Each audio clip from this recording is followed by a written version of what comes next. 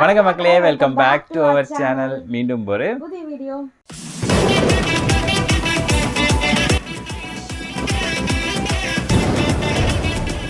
So இந்த வீடியோவில் நம்ம எதை பற்றி பார்க்க போகிறோம்னா, நம்ம தம்பி போவாம சேனல்லேருந்து அரசியல் என்ன வீடியோ மாதிரி அரசியல் சம்பந்தப்பட்ட ஒரு வீடியோ. அரசியல் சம்மந்தப்பட்ட ஒரு பாற்றி. ஏன்னா தேர்தல் களம் சூடுபடுத்தி கொண்டிருக்கிறது அல்லவா.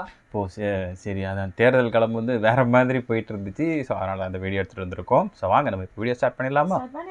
ஹலோ கைஸ், எல்லாரும் எப்படி இருக்கீங்க? இப்போ நம்ம எலெக்ஷன் தக் லைஃப் பார்ட் 3 பார்க்க போறோம். எலெக்ஷன் மாத்தி அடிச்சுக்கிட்டது மாத்தி பேசினதுன்னு சொல்லி வீடியோ ஒரே ஃபன்னா இருக்குது. இந்த வீடியோ எடிட் பண்ணும்போது தான் ஒன்று நோட் பண்ணேன், இது எலெக்ஷனா இது கொலாடி சண்டையானே தெரியல, அப்படி மாத்தி அடிச்சுக்கிறாங்க. ஆனா பாக்குற நமக்கு ஜாலியா இருக்குது.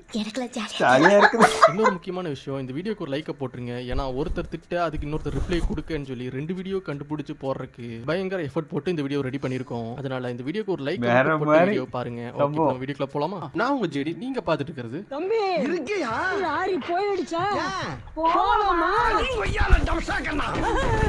தப்பு பெருசா தவுளு பெருசாங்கிற மாதிரி நீ மோசமா இல்ல நான் ரொம்ப மோசமானு 2 பேரும் மாத்தி அடிச்சுக்கிறாங்க. அதுல இவர் 10 தோல்வி பழனிசாமின்னு சொல்ல, அவர் 10 வருஷத்துக்கு முன்னாடி போய் நீங்க தோத்த ரெக்கார்டு எடுத்துக்கலாய்க்க. ஆஹா, தேர்தல் பிரச்சாரம்னா இப்படி வந்தாலும் எத்தனை துரோகிகள், அடிமைகள், அரசுகள், கோமாளிகள், கொலைகள் துடைக்கு அழைச்சுக்கிட்டு வந்தாலும் உங்களால தமிழ்நாட்டை வீழ்த்த முடியாது. கருணாநிதி பிறகு ஸ்டாலின் பிறகு உதயநிதி வருவதற்கு எவ்வளவு முயற்சி பண்றாங்க, ஒருபோது நடக்காது.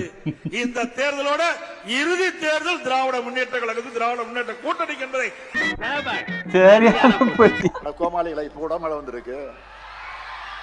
சொல்றது யாரு? நம்ம பழனிசாமி. 10 தோல்வி பழனிசாமி. வாழ்க்கை முழுக்க கால்களை மட்டுமே பார்த்துட்டு இருந்தா சூரியன் எப்படி தெரியும்? பழனிசாமி அவர்களே, வாழ்க்கை முழுவதும் காலையே பார்த்துக்கிட்டு இருந்தா சூரியன் எப்படி உங்களுக்கு கண்ணுக்கு தெரியும்? ஒரு முறை ஆச்சு தலை நிமிர்ந்து பாருங்க, அப்பதான் சூரியனுடைய இருப்பும் பவரும் உங்களுக்கு தெரியும். எப்பொழுது பார்த்தாலும் பழனிசாமி காலையே பார்க்கிறார். காலை பார்த்தா தாங்க சரியான பாதையில நடக்க முடியும். உங்களை போல கை டைப் அடிக்கல, கையே டைப் அடிக்கல. மாண்புமிகு பிரதமர், நாடாளுமன்ற தேர்தல் நினைவிருக்கா? உங்களுக்கு ஒரு தொகுதி கூட கிடைக்கவில்லை. உங்க பக்கத்துல ஒருத்தர் உட்கார்ந்து இருந்தாரு, அவர் என்ன வெறும் பழனிசாமின்னு நினைச்சிட்டீங்களா? சாதா பழனிசாமி அல்ல, தி கிரேட் 10 தோல்வி பழனிசாமி. 2019 இருந்து எல்லா தேர்தலையும் தோல்வியை தவிர எதுவும் காணாத மாவீரர். இப்படி ஒரு ஃபெயிலியர் கும்பல சேர்ந்து கொள்கையால இணைந்திருக்கக்கூடிய திமுக கூட்டணி வீழ்த்த போறாங்களாம். எடப்பாடி பழனிசாமி 10 தோல்வி கண்ட பழனிசாமி. ஸ்டாலின் அவர்களே, 2011 ஆண்டு சட்டமன்ற தேர்தல் உங்க தந்தையும் உயிரோடு இருந்தா, நீங்களும் இருந்தீர்கள். 2 பேரும் இருந்து கூட எதிர்கட்சி வரிசையிலே அமர முடியவில்லை. 2 பேரும் இருந்து கூட எதிர்கட்சி வரிசையிலே அமர முடியவில்லை. இதை எப்படி அம்மா மறக்க முடியும்? இதயம் கூறுதே. இதுவரைக்கும் நீ என்ன அடிச்சது கொஞ்சம் கூட வலிக்கவே இல்லை. உன்னைய போலீஸ் வேலைக்கு தப்பா எடுத்திருக்காங்க. நல்ல டாக்டரா போய் பார்க்க பாரு, ரொம்ப வீக்கா இருக்க. 2 பேரும் ஏடிஎம்கே டிஎம்கேக்கு போட்டின்னு சொல்லி அடிச்சுக்குவாங்கன்னு பார்த்தா, அப்பாவும் உதயநிதியும் சேர்ந்து டிஎம்கேக்கும் சென்ட்ரலுக்கு தான் போட்டி, தமிழ்நாடுக்கும் டெல்லிக்கு தான் போட்டின்னு மாத்திட்டாங்க. எடப்பாடி பிஜேபி கூட சேர்ந்து கூட்டணி வச்சுட்டு தமிழ்நாட்டுக்கு எதிராகவே மாறிட்டாரு, மோடியோட அடிமையாவே மாறிட்டாருன்னு பேச ஆரம்பிச்சிட்டாங்க. பெரும்பாலும் தமிழ்நாட்டோட கிராம தெய்வங்கள் வடக்கு நோக்கி தான் உட்கார்ந்துருக்கு. ஏன்னா தமிழ்நாட்டுக்கு ஆபத்து எப்பவுமே வடக்கில் இருந்துதான் வரும். அப்படி எதிர்வரக்கூடிய என்டிஏ என்ற ஆபத்தை தடுத்து நிறுத்தக்கூடிய தேர்தல் தான் இது. 2000 கோடி ரூபாய் கல்வி நிதி வேணும்னா இந்திய படிச்சாகணும் என்று கட்டாயப்படுத்துறாங்க. 2000 கோடிக்காக தமிழர்களுடைய சுயமரியாதையை அடமானம் வைக்க நான் ஒன்னும் காலில் விழுந்து பதவி வாங்கின பழனிசாமி இல்ல. நாடுக்கு ஏத்த மூடி மாதிரி இன்னைக்கு மோடிக்கு ஏத்த ஒரு அடிமைதான் திரு எடப்பாடி பழனிசாமி அவர்கள். டிஎம்கேயோட சண்டையை பத்தி பேசுவாங்கன்னு பார்த்தா, சண்டையே டிஎம்கேக்கு பிஜேபிக்கு மாத்தி விட்டாங்க. எடப்பாடியும் சின்ன ஆள் இல்ல, மனுஷன் இதுக்கு எப்படி முட்டு கொடுக்க போறாங்கன்னு பார்த்தா, பழைய ஹிஸ்டரி தோண்டி எடுத்து ஒரு ரிப்ளை கொடுத்தாரு பாருங்க, அதை நீங்களே பாருங்க. நாடுக்கு ஏத்த மூடி மாதிரி இன்னைக்கு மோடிக்கு ஏத்த ஒரு அடிமைதான் திரு எடப்பாடி பழனிசாமி அவர்கள். நல்லவர், குஜராத்ல சிறப்பு ஆட்சி செஞ்சவர், திறமையானவர்னு யாரு சொல்றா?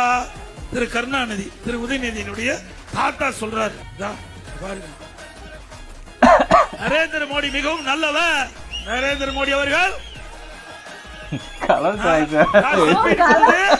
கருணாநிதியே கொடுத்துட்டாரு. அப்பளும் மகனும் வாய் மூடிட்டு கொண்டு குஜராத்தை சிறப்பாக மேம்படுத்தியுள்ளார். நரேந்திர மோடி மிகவும் நல்லவர். கருணாநிதி பரவருக்கு பேட்டி. அப்பளும் மகனும் வாய் மூடிட்டு கொண்டு அப்பளும் மகனும் வாய் மூடிட்டு கொண்டு. இப்பதான் நம்ம முக்கியமான சண்டையை பார்க்க போறோம். இது தமிழ்நாட்டுக்கு தேவையான சண்டை பிரயோஜனம் இல்ல, ஆனா பார்க்க நமக்கு நல்லா இருக்கு. அப்படி என்ன சண்டைன்னா, அப்பா தான் எடப்பாடி சசிகலா காலில் விழுந்துட்டாருன்னு சொல்லி கலாய்க்கிறாருன்னு பார்த்தா மகன் ஊரா போய் போட்டோ எடுத்துட்டு வந்து கலாய்க்கிறாரு. மீண்டும் நம்ம காலை வாரி விட்டு என்ன தெரியுமா கேட்டாரு, நீயா என்ன முதலமைச்சர் ஆக்குறேன்னு கேட்டாருமா. கீழே ஒருத்தர் படுத்திருக்காருமா, கீழே ஒருத்தர் படுத்திருக்காரு. கார்பெட் நினைச்சுக்காதீங்க, இப்படிதான் அவர் முதலமைச்சரானாரு. இதுக்கு மேல நீங்களாச்சு அவராச்சு. இதுக்கு ரிப்ளைவா கொஞ்சம் வருஷத்துக்கு முன்னாடி உதயநிதி அவர்கள் ஒரு முக்கியமான ஆளுக்காக பால்டாயில் குடிச்சிட்டு ஹாஸ்பிட்டல்ல சீரியஸா இருந்தாருன்னு சொல்லி நம்மளால கன்ஃபார்ம் செய்யப்படாத மாதிரி ஒரு நியூஸ் பரவிட்டு இருந்தது. அதை எடுத்து கலாய்க்க ஆரம்பிச்சிட்டாரு எடப்பாடி. பாவம் வேண்டாம், ஏற்கனவே பால்டாயில் கொடுத்து அவரு கஷ்டப்பட்டு இருக்காரு. அந்த பால்டாயில் குடிக்கிறவங்க எல்லாம் பஞ்சு டைலாக் பேசுறாங்க. என்ன பண்றது, தலைவிதி.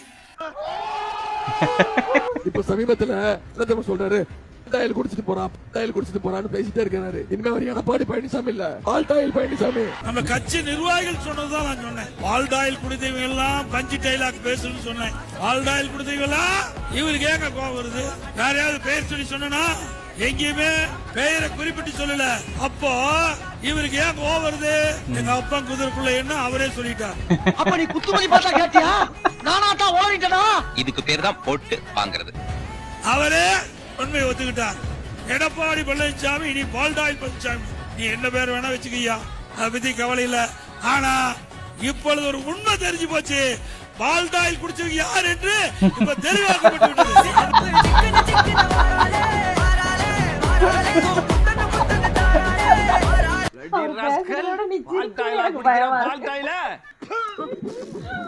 இது இன்னும் முடியல. திரும்பவும் உதயநிதி போட்டோவை ஒவ்வொரு ஊரா போய் காமிக்க இதுல கடுப்பான எடப்பாடி இந்த ஜெனரேஷனுக்கு ஏத்த மாதிரி இறங்கி கலாய்க்க ஆரம்பிச்சிட்டாரு. அப்படி என்ன பண்ணாருன்னா, இன்ஸ்டாகிராம்ல உதயநிதி ஒரு ஆக்ட்ரஸோட போட்டோவை ரீபோஸ்ட் பண்ணதை எடுத்து கலாய்க்க ஆரம்பிச்சிட்டாரு. அப்பாவும் பையனும் காலுன்னு பேச மனுஷன் காலை வச்சே முடிச்சு விட்டாரு. டாலருக்கு நிகரான இந்திய ரூபாய் மதிப்பு வரலாற்றில் அவர்களுக்கு சரிஞ்சு டேபிளுக்கு அடியில தவழ்ந்து பழனிசாமி மாதிரி மொத்தமா படுத்திருக்கு. இப்போ எப்படி படுத்திருக்காரு பாத்தீங்களா, அவ்வளவு அழகா இந்த மாதிரி. இதை தாமா சொன்ன, இதுதாமா இப்போ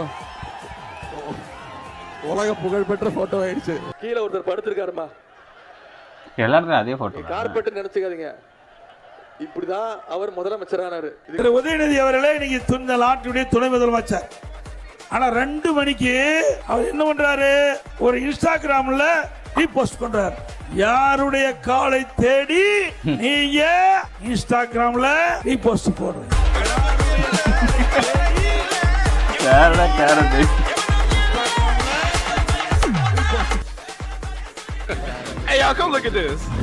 ஏற்கனவே நீங்க இப்படி காலை தேடி போய் தான் பால்டால் குடிச்சு தப்பிச்சிருக்கிறீங்க. மீண்டும் பால்டால் குடிச்சா உங்க பாடி தாங்காது தம்பி.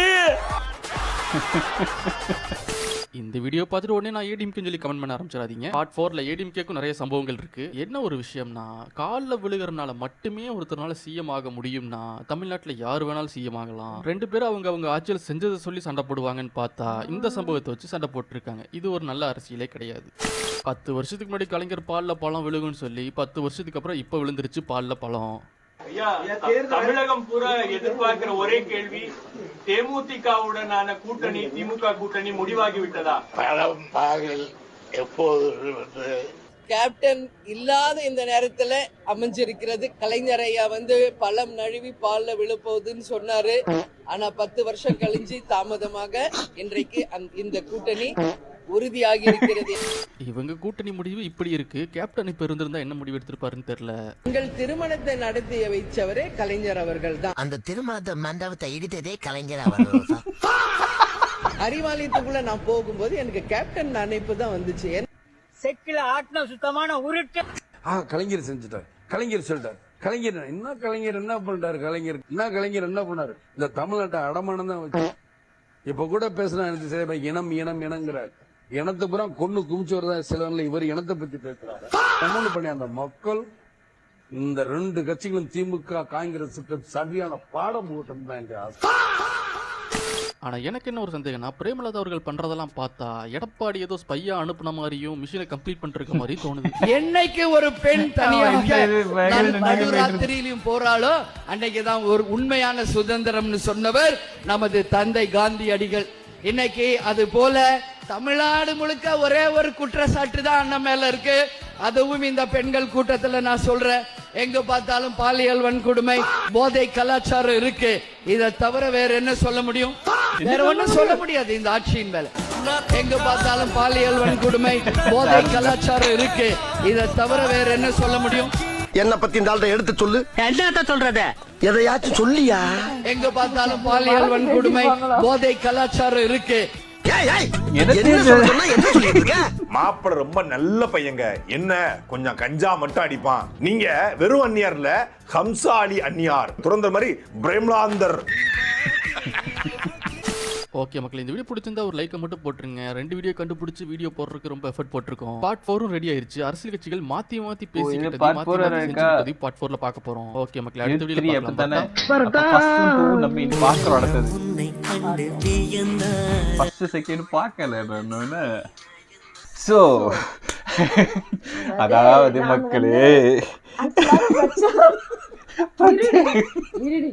பிரச்சாரத்துல வந்து நாங்க வந்து ஆட்சிக்கு வந்தா இதெல்லாம் பண்ணுவோம்னு சொல்லி சண்டை போடுவாங்கன்னு பார்த்தா குடும்பத்துக்குள்ள அவங்க என்னென்ன பண்ணாங்கன்னு சொல்லிட்டு மாறி அதாவது இப்போ நிறைய இது போயிட்டு இருக்கு, நிறைய டாக் போயிட்டு இருக்கு. அவங்கவுங்க நாங்க கட்சிக்கு வந்தோம்னா மக்களுக்கு இதை பண்ணுவோம், அதை ஆட்சிக்கு வந்தோம் நானே பார்த்து கன்ஃபியூஸ் ஆயிரு. அதான் ஆட்சிக்கு வந்தோன்னா நாங்கள் மக்களுக்கு இது பண்ணோம் அதை பண்ணோம்னு சொல்லுவாங்கன்னு பார்த்தா அவங்க என்னடானா இவங்க ஏதோ காலை கீழே போனதா சொல்கிறாங்க. அவங்க என்னன்னா இவர் எந்த காலை தேடி இவரு போனாருன்னு இவர் கேட்குறதும் மாறி இது வந்து கொலாயடி சண்டை மாதிரி ஆகிப்போச்சு. ஆனால் பார்க்குற நமக்கு ரொம்ப என்டர்டைன்மெண்ட் ஆகிருக்கு. அது